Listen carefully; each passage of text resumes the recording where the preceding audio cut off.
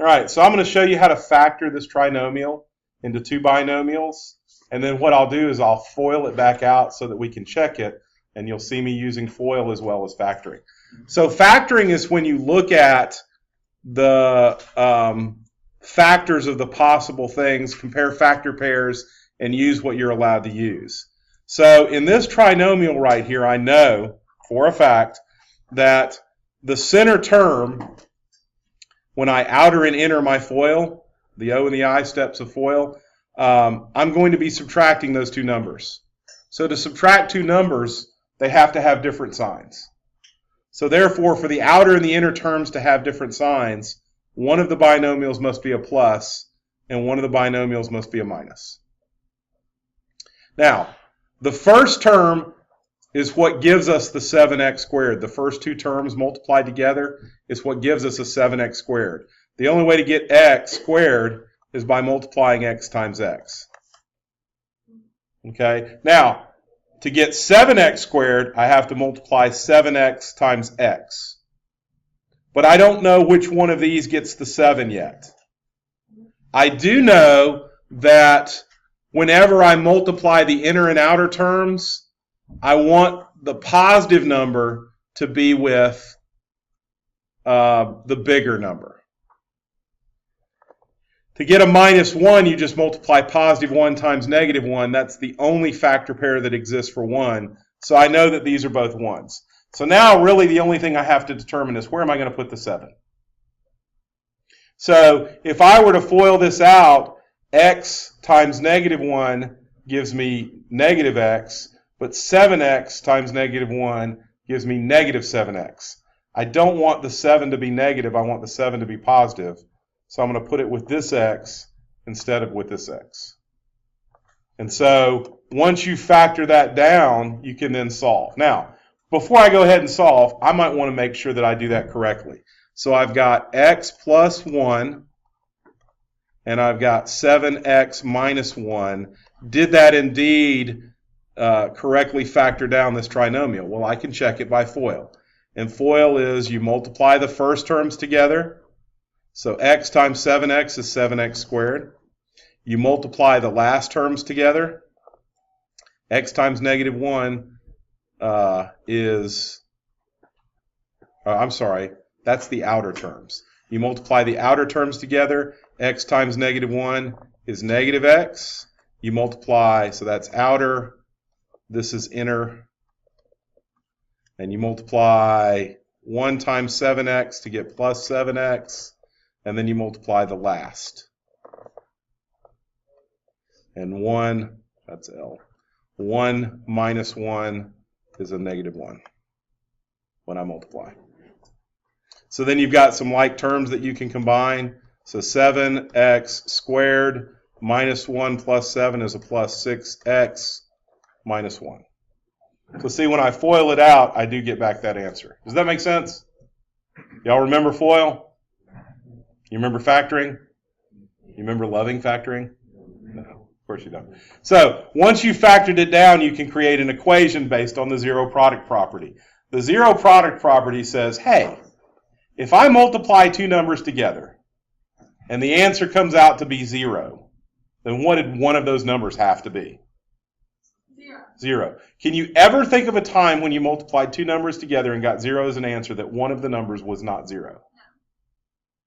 I can't think of any example in the world where one of the two numbers wasn't 0 of a product that got 0 as an answer. So I'm going to see what my solutions are. To do that, I'm going to check and see if the first one was a 0, and that'll give me an answer. But I'm also going to check and see if the second one was a 0, and that'll give me an answer. So when I solve this, I get x is equal to negative 1. When I solve this, I get 7x is equal to 1. X is equal to 1/7. We okay?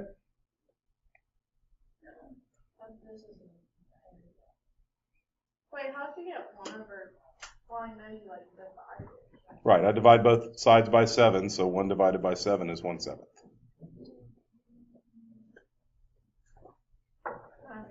Why did you work it out at all the assumptions? So I started out with knowing that this equation was equal to 0, and I wanted to find the value of x. Well, since this is a degree 2 equation, there are 2 possible answers that'll work.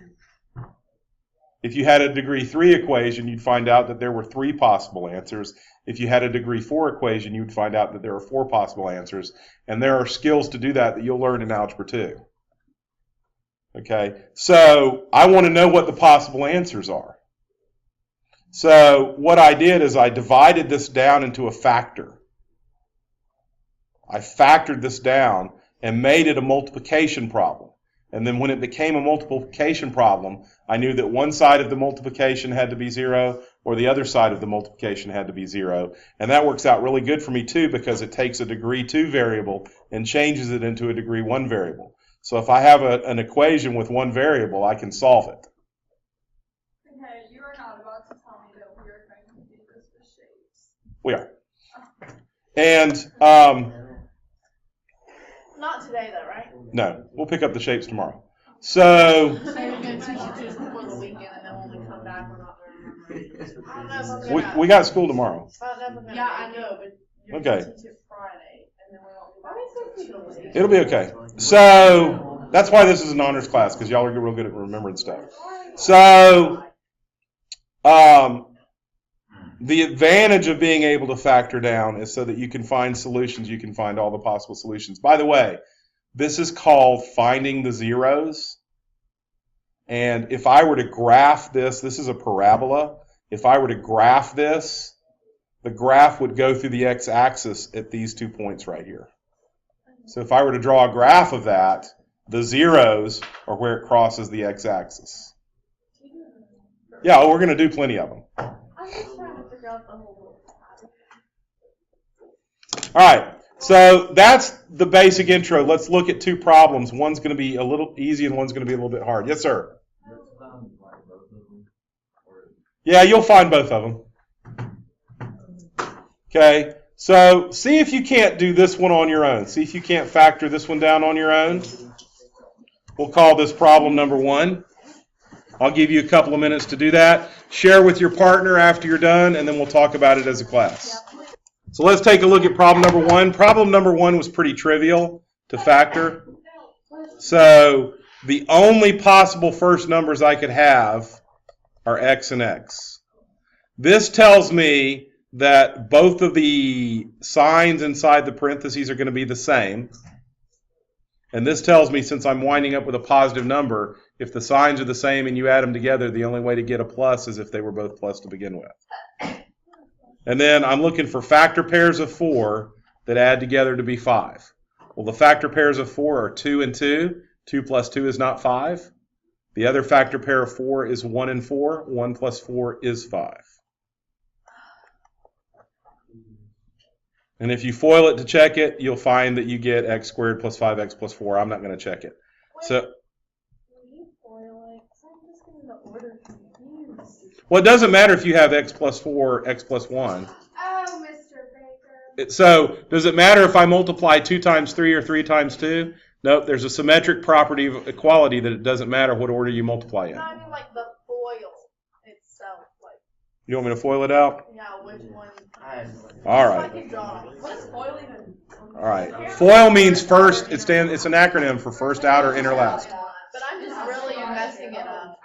So what's first? What do you get when you do first? X squared. And what do you get for the outer? So the outer would be the 4x. 2 that are farthest away. 4x. What do you get for the inner? X. And then what do you get for the last? Wait, hold on. I think that's 4. Yeah, 1 times 4 is 4. So when you look at this expression right here, you should see that you have 2 like terms that you can combine. So it'll be x squared plus 5x plus 4. So that's a check to make sure you factored it right. But the factor was x plus 1 and x plus 4. Or you could have x plus 4 and x plus 1. It doesn't matter which order you write the factors in. Taylor. What I don't get is how how you decided that the left one was going to be the 1 and then the right is the 4? I just picked. I just made a choice. But I just got done saying it doesn't matter if you do x plus 4, x plus 1. It's the same thing. But if 1 was negative, would it matter? You have to put the negative sign with the right pair. So then, yes, it matters. Why would you not include the x squared within the like terms? So there is no other x squared to add x squared to, so I just bring it down. All right, so x plus 1 equals 0. When I solve that, x is equal to negative 1. X plus 4 equals 0. When I solve that, x is equal to negative 4. I feel like you're being sarcastic about this being trivial. No. Mr. Baker, what do you, in your opinion, what is the hardest lesson we're going to learn this 9 weeks or this semester? I don't know. Probably when we start doing regular figures and finding their areas based on the apothegm. Based on the what? Yeah, see? Eli has a question. He keeps saying this. I literally have not asked you any questions yet. Do you have a question? I don't. Then be quiet. Alex has a question. Do you have a question, Alex? He wants to put it on me. Just All right, so neither one of you have a question. I do not have a question. So I'm moving on. So factor this down. Go ahead and work. See if you can't factor this one down. Check with your partner. In factoring this down, this negative sign right here tells me that these are going to be what? Are they going to be the same or different? Different. Because think about it. If I'm multiplying the last numbers together, the only way to get a negative is if two signs are different. That's the only way you get a negative in multiplication. And what are the factor pairs of 3? 3 and 1. Right. So the only thing I can put in these last spaces is 3 and 1. However, I don't know if the 3 goes with the plus or if the 3 goes with the minus yet. So I'm going to hold off on that. Wait a minute. The middle term is a negative term. And the middle term comes from adding things together. You add the inner and the outer of FOIL together. So if I'm going to get a negative answer, the bigger of the two the numbers that I add together, the bigger of the two has to be positive and the smaller has to be negative. Does that make sense? To get a negative number as an answer and adding two numbers together, the bigger number would have had to have been negative if the signs are different. So if I have 10 and 2, and one of them has to be negative, and my answer is positive when I add them together, which one was the negative one? 10. So bigger is 3, smaller is 1. And then there's only there's only one way to factor 2x. So I'm going to make sure that the 2 multiplies by the 3 so that I get 6. And I'm going to make sure the 1 just multiplies by the x so I get 1. So when I do outer, it'll be negative 6x. When I do inner, it'll be positive 1. Negative 6 plus positive 1 is negative 5. So that's how that one breaks down. Yes? Where you said that the bigger of the 2 was positive. I said it had to be negative like 3 times. So I'm sorry that you're hearing that incorrectly. I don't know how to correct that. This is actually going right over my head. Caitlin. So hold on just a second. So let me just say this. If stuff is confusing to people, a better way to handle the situation is to let me answer questions one at a time instead of talking about how much you don't understand it. And I'll give you the opportunity to ask, but it wastes questions if I have to deal with everybody's individual commentary. And apparently we need to spend some time on this. So let's use our time wisely. Kaylin. I thought wouldn't it be like 2 minus? No, you do not count the minuses to determine what the signs are in here. So the last symbol comes from multiplying this number and this number together, right? So the only way to multiply 2 numbers together and get a negative is if they're different. I cannot multiply a negative 1 and a negative 3 together and get negative 3. So the last symbol tells you some information. It tells you if this is positive, these will be the same, but if this is negative, these will be different. Does that make sense? Okay. So that piece of information tells you the same or different. This piece of information says when you're examining what you got from the outer and what you got from the inner, the bigger of the two numbers would have to have been negative if they're going to be different. Because a negative 6 plus a positive 1 is what gives you negative 5. If I tried to use a positive 6 and a negative 1, that would give you positive 5. So you got to make sure that when you are considering what you put in here, whatever the outers are multiplied together, plus whatever the inners are multiplied together, has to equal this middle term. This middle term comes from the outer and the inner of FOIL. So in considering the outer and the inner, knowing that this is negative and this is negative tells me that the outer and the inner added together have to, the outer or inner term, whichever one is going to be the negative one, it has to be the bigger of the two parts. So I've got 2 and 1 and 3 and 1.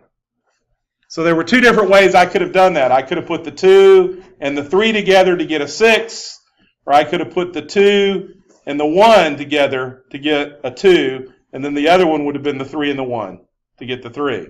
But I need to get to negative 5 in subtraction, so I'm going to have one really big one. So 2x plus 1 is going to equal 0. X minus 3 is going to equal 0. Solving this, I would subtract 1 from both sides and divide by 2 to get negative 1/2. Solving this, I would add 3 to both sides. All right, so let's look at one that I would consider not trivial. So we've got two different ways that I can do 6, and we've got two different ways that I can do 10. 6 can be 1 times 6, or 6 can be 2 times 3. 10 can be 1 times 10, or 10 can be 2 times 5. So that's a lot of different combinations I have to figure out. Do I use the 1 and the 6 or the 2 and the 3 for 6? And then what do I pair up with what in the 10? So I'm going to show you the way I taught it when I taught Algebra 1. I used a technique called the box method. And what I've done is I gave you a link on Edmodo, but I've also provided this link. It takes you to a site called Purple Math, and it talks about how to factor, and it tells you step by step what you're going to do. So if you don't keep up with what I'm doing when I do this problem, you've got a website to go to and figure it out. Oh, Miss Mendenhall taught us the box method, but she said rarely anyone actually uses it. Yeah, and you guys might never use it, but here it is if you want it.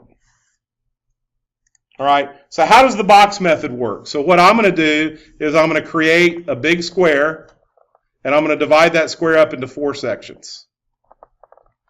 Step 1 of the box method is just copying the first and the last values into what I consider the first box and the last box.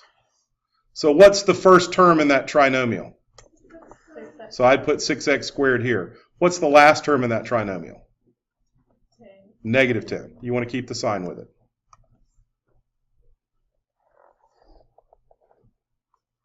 So I'm going to move this up over here so I have room to write. All right. After I have selected what goes in box 1 and box 4 of my boxes, let me do something different here.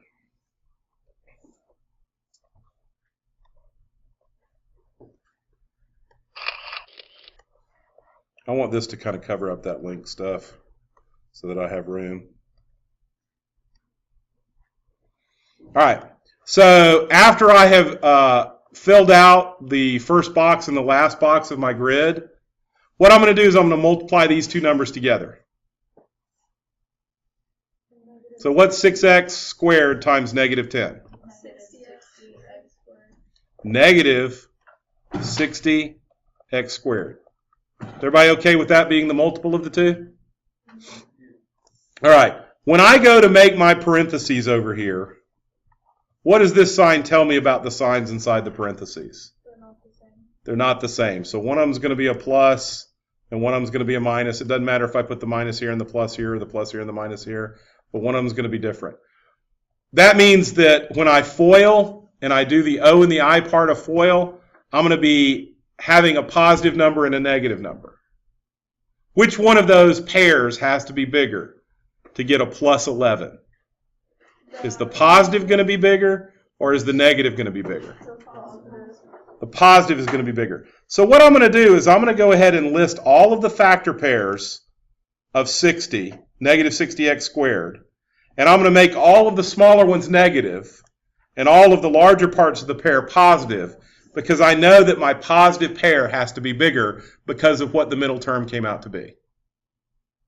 So how do you get to negative 60x squared? Well, one of the ways is negative x times positive 60x. Would you agree that that gives me negative 60x squared? And notice that I made the larger one the positive number because I'm getting plus 11 here. What's the next factor pair? Well, what's the next number that'll go into 60? 2. So I'm going to divide 60 by 2, and that'll give me 30. What's the next number that'll go into 60? 3.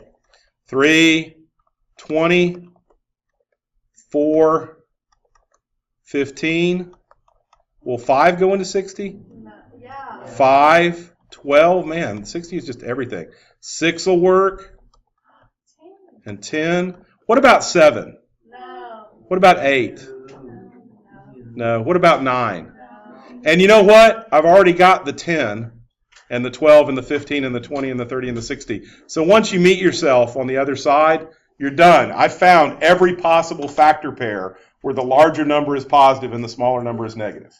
There aren't any that exist. So one of those factor pairs is what I need to use. How do I pick the correct factor pair to use? Well, when I add these two numbers, they have to come out to be the center value. So what's negative 1 plus 60? 59. Negative 59x. Well, that's not plus 11. That doesn't work. Or I'm sorry, positive 59x. That's not 11. What's negative 2 plus 30? 28. 28x is not 11, so that doesn't work. What's negative 3 plus 20? 17 doesn't work. What's negative 4 plus 15? 11. Ding, ding, ding. We have a winner. Because this is the sum that gave me that, that's the one I'm going to use. So that means that one doesn't work and that one doesn't work. Only one of these pairs will work, and if none of the pairs work, you have a problem that doesn't have a factorable solution. It won't factor if you don't have a pair that doesn't work.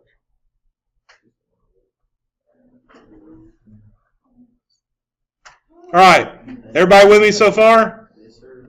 So once you find the solution, once you find the one that works, it doesn't matter where you put them in the other two boxes, but you need to put each factor in a box. So I need to put the negative 4 somewhere, and I need to put the 15 somewhere. Where do you want to put the negative 4? Do you want to put it here or the other one? Top or bottom? Bottom. Okay, negative 4x. Where do you want to put the 15x? You have to at this point. All right, do you know how to find a greatest common factor between two numbers? The GCF. Do you remember using GCFs? The tree method? Yeah, that's prime factoring, and then you combine prime factors. So really, you should, in numbers these simple, you should be able to look at them and tell me what's the biggest number that'll go into both of those numbers. So before I do that, what's the sign in box 2? Is it positive or negative? So I'm going to put a plus here. What's the sign in box 3? Minus. Yeah. So for purposes of the signs that go on the edge, it's box 2 and box 3 that determine what those signs are. All right, what is the GCF of this row? What number goes into 6 and 15, or 16x squared and 15x? 3x, right? What's the number that goes in both negative 4x and negative 10? 2. So 3x minus 2 is one of our factors. What's the number that goes in the column? What's the GCF of the column? 2x. What's the GCF of this column? So 2x plus 5 is the other solution. So that is the box method.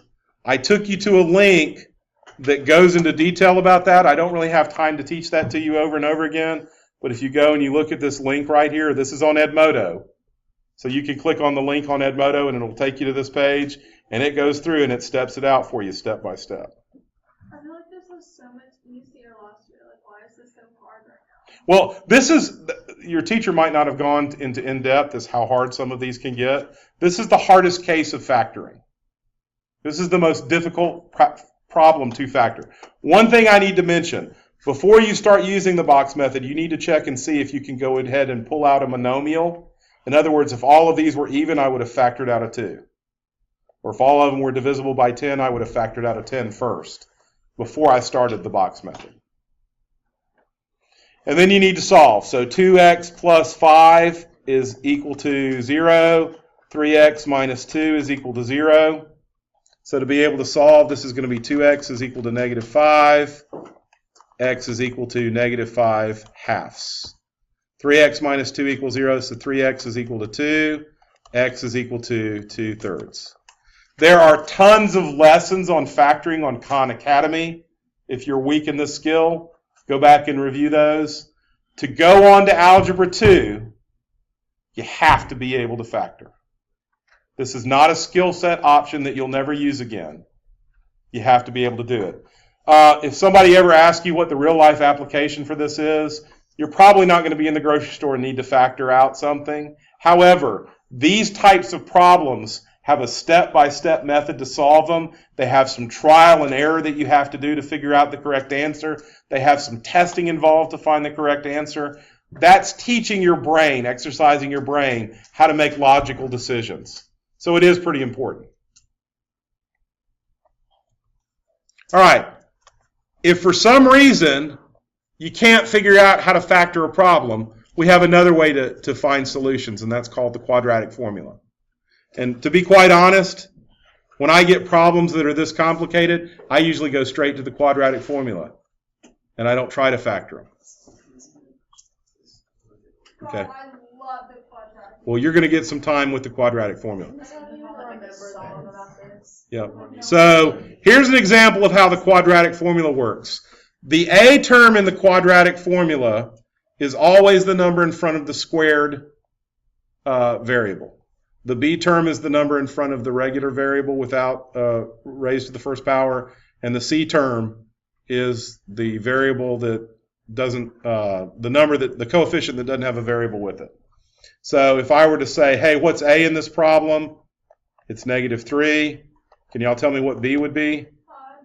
-5. And can y'all tell me what c would be?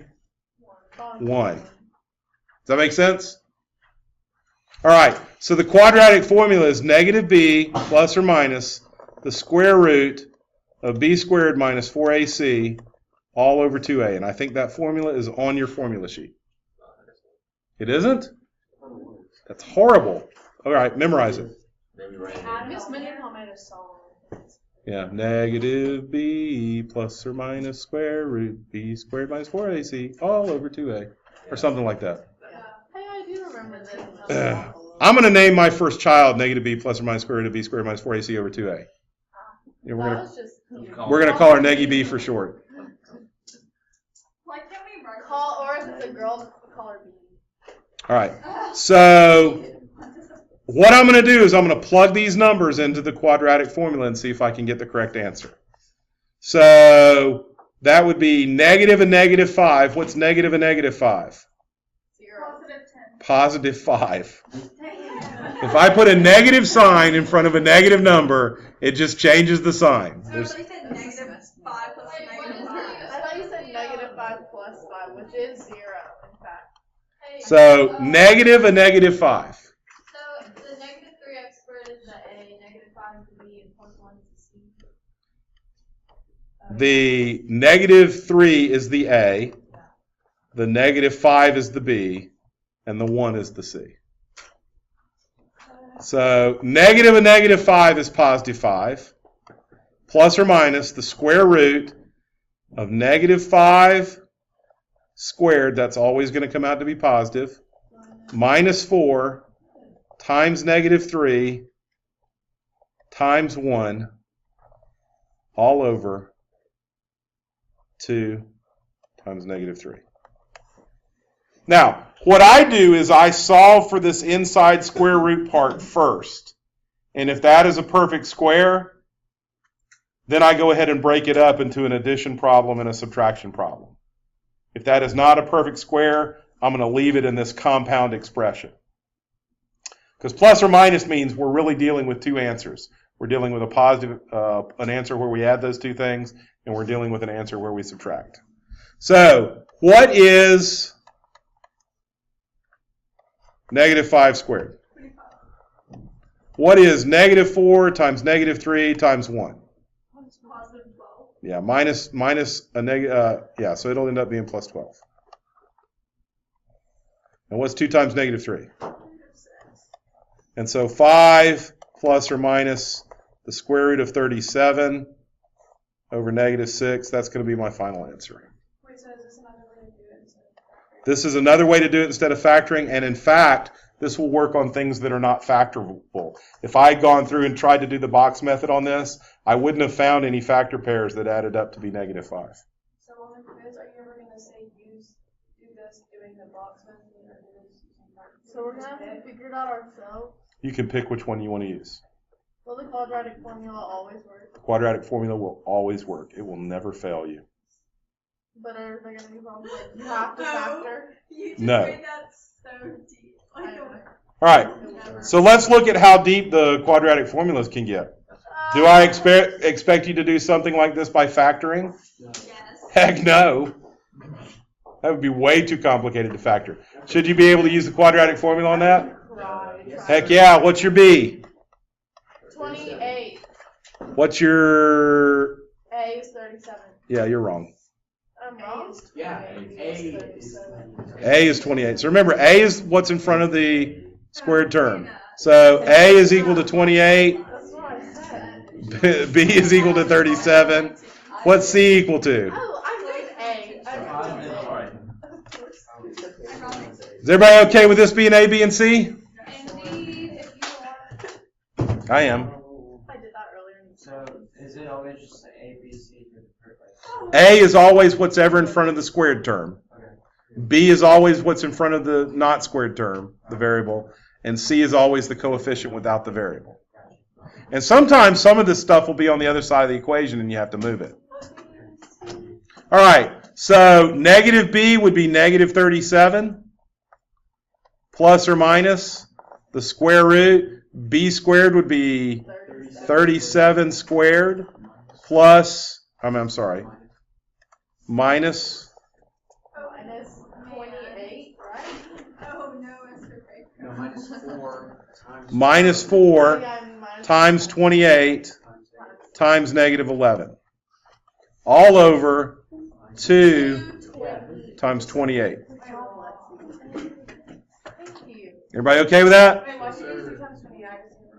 So it's the formula is 2a, all over 2a. Oh. So you're always going to be multiplying the bottom number by 2. Did you write that equation on the board so we don't get confused when we're Oh, yeah, that's what we could use. Can I write it on the new whiteboard? Alexi can do it. That's a good idea. All right, so we plugged everything in. Now we got to start simplifying. So this is negative 37 plus or minus the square root. What's 37 squared? I can tell you. 1369. What is 4 times 20, or what is negative 4 times 28 times negative 11? 1, 2, 3, 2. 1, 2, 3, 2. What's 2 times 28? 56. 56. That's fine. Nope. Oh, yeah. Negative 37 plus or minus. And this actually came out to be a plus. This came out to be a positive number. Because it was negative 4 times negative 11 made that plus. So what's 1369 plus 1232?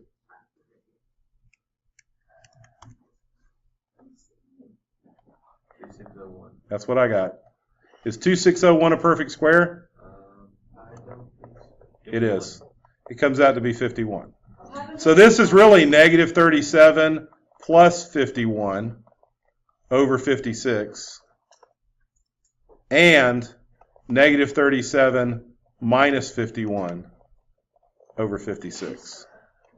Would we put it You equal can. to 0? No, not yet. Actually, you don't need to put it equal to 0 at all because the quadratic formula is solving for x. These are the answers, yes. If it's not a perfect square, would you just leave it and say? Mhm. square root of it? Okay. If it wasn't a perfect square, I would have stopped right here. Okay. So negative 37 plus 51 is negative 14. Negative 14 over 56. I think 56 is divisible by 4. It is. So that's negative 1/4. And then negative 37 minus 51 over 56 is negative 88 over 56. 88 divided by 2. Divide by 2 again. Divide by 2 again. And then 56 divided by 8. So that's going to be negative 11/7. And that's your final answer.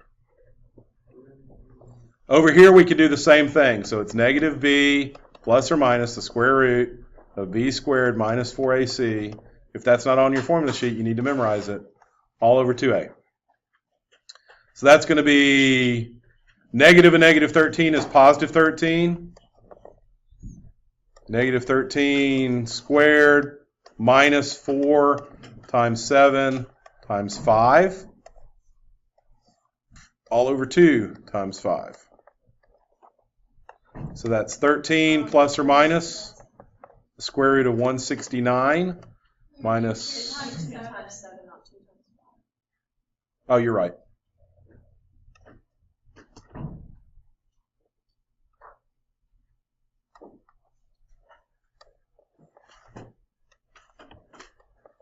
So 169 minus 4 times 7 is 28 times 5 is 140.